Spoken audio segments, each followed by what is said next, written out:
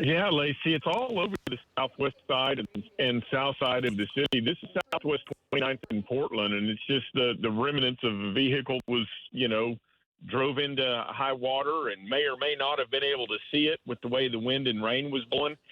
Just south of here, between like here and the airport around 44th in Portland, 36th in Portland, I saw multiple cars with broken windows. So it was a small area where the big hail came through.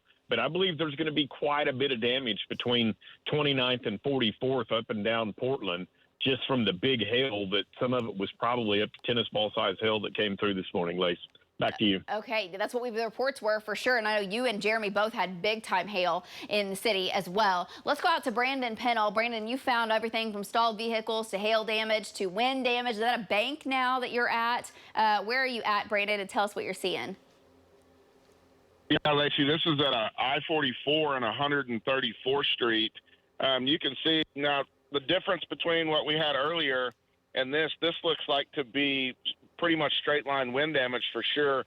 As I zoom in, you can see that up underneath these roofs where the wind really funnels, it pulled some of this paneling out of these lanes where the drive-through is at the bank, and then it took it and it scattered some of it out into that parking lot as I zoom in a little bit. So it's been a pretty wild morning.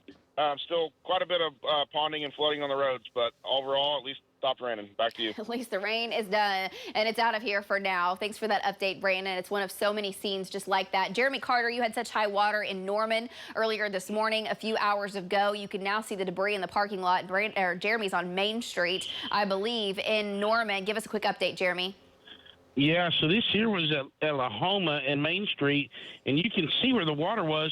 You can only imagine the force that the water was forcing through that drain there as it was flooding this area. I'm going to pan out over here a little bit and show you this fence. We saw it earlier, and you can see the water line, the marks on that fence, just how high that water got.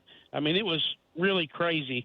Thank goodness it's retreating. Back to you. Oh, great update there, because we had so many folks stalled out in the Norman area as well. Hail damage and flood damage is a big concern this morning for so many folks. Let's go back to radar. Thank you, Jeremy, for those updates. It's a completely different scene than what you had earlier this morning. The rain has ended in OKC. It's pressing to the southeast, but these showers in western Oklahoma, we'll see how far they can make it off towards the east. I think they will try to stay mainly off to the west with light to moderate rain. So we're in a hole here in Oklahoma City. A few additional showers trying to take off, so the rain is not going to see sunshine. We're not just going to clear out and dry it out. That's not happening yet. Showers down to the south and also off towards the southeast, but nothing is severe now. That severe threat is long gone. And for folks that are getting out and traveling, you could get around. Turn around, don't drown when you see water over the roadways. There's still areas with flooding, and watch for debris and down power lines in the roadways as well. We're going to take a quick break. We've got a lot more news for you coming up right after this break.